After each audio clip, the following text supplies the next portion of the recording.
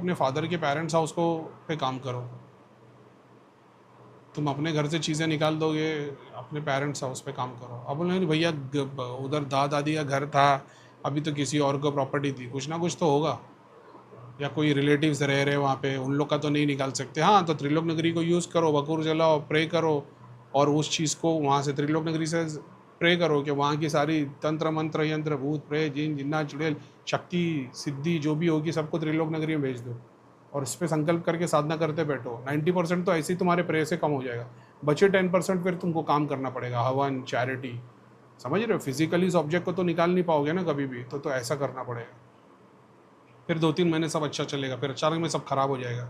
पता लगेगा वो लोग किसी बाबा भगत के पास गए कि भाई हमारे को पता नहीं क्या हो गया, लेकिन सब घर में गड़बड़ चालू है। अब बाबा भगत उनसे 1,50,000 ले लेगा, बोलेगा अब तुम्हारी तो बैंड बज गई, तुमको सोल्यूशन पता है, बैंड भैया ने फटाक से दूसरे दिन बैठ गया ना, 2 अगरबत्ती लगाई, प्रत्यंगिरा माता का प्रोसेस किया, जाप करते बैठ गए। क्या है, करीम भाई ने तो ये सिखाया हुआ है, जाप करते रहो। कितनी बार वो बाबा भगत के पास जाके पैसा खर्चा करेंगे, एंड में थक जाएगी वो लोग। समझ रहे हो? तुम्हारी पावर ऐसी हो जाएगी, कुल में सारे पितर तुम्हारे पीछे पावर लेके खड़े हो जाएंगे, सिद्धि शक्ति का कॉम्बिनेशन लेके खड़े हो जाएंगे। अब वो कुल में फिर ऐसा हो जाएगा, तुम बोलोगे ये सब मत करो, इससे अच्छा सिर्फ ये करो, इसी में सोल्यूशन मिल जाएगा। और उन लोग के पास हार गए ना, अब वो सॉल्व करने के लिए सोल्यूशन लेके खड़े हो जाएंगे। बोले क्या करें फिर? बोले ये सब निकाल दो, भगवान की एक फोटो लगाओ, जाप करो, देखो क्या होता है। उनके घर में बेनिफिट होना शुरू हो जाएगा। अब वही कुल में तुम उस वो हो जाओगे जो भगवत गीता में बताया, हर कुल में हर बंदा जो अपने आगे की और पीछे की 70 पीढ़ी का काम कर सकता है, तुम उसमें से हो जाओगे। क्योंकि तुम हर तकलीफ में डर नहीं रहे, तुमको पता लग गया अरे भाई कुछ बैंड बढ़ गई। ज़्यादा सोचने की ज़रूरत ही नहीं, क्या हुआ क्या नहीं हुआ, हीलर के पास जाओ, चेक कराओ। 3 दिन की साधना करने बैठी हो, सुबह शाम रात, बस 3 दिन बैठे हो और जाप ही करते रहो, जाप ही करते रहो, जाप ही करते रहो।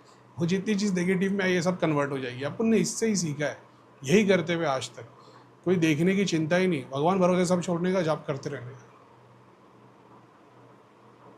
तो बाद में तो ऐसा हो जाएगा कि तुम्हारी एनर्जी, तुम्हारा जाप इतना हो गया कि तुमको आदत है रोज़ का 3 घंटा जाप करने की, 3-3 दिन की साधना करने की, दिन भर 24 घंटा जाप करने की। उस भगत को थोड़ी है, वो भगत थोड़ी 3 घंटा जाप कर सकता है। वो भगत वो भोगी शक्ति लेके बैठा है, उसको बिठा दो 9 घंटे जाप कराने के लिए, उसका बाप नहीं कर पाएगा।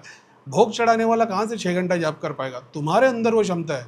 तो अब इमेजिन करो कि तुम उस लेवल की हो जो 6 महीने से प्रैक्टिस कर रहे हो, 12 घंटा जाप की, 24 घंटे जाप की, साधना में 3 घंटा तो तुम यूं ही बैठ जाते हो।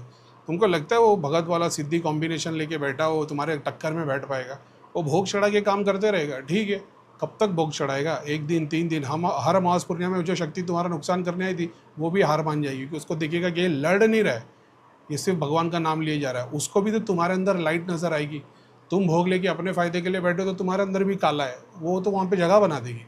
लेकिन तुम्हारी लाइट को देख के वो तुमसे लड़ नहीं पाएगी, वो तो सरेंडर करेगी तुमको। इसी चीज़ से तो जीतते चले आओगे हर बार हर बार हर बार। और फिर भाई उसके अंदर तो ताकत ही नहीं है मंत्र साधना, उसकी तो सिद्धियाँ तुम्हारे पास जगह बनाने लग जाएगी, क्योंकि उसको दिखता रहेगा ये तो भोग चढ़ा रहा है। वही देवी देवता, अपन ने कैसे सिद्धि चिक्ति उठाते उठाते पूरी देवी उठा के लेके आ गए थे।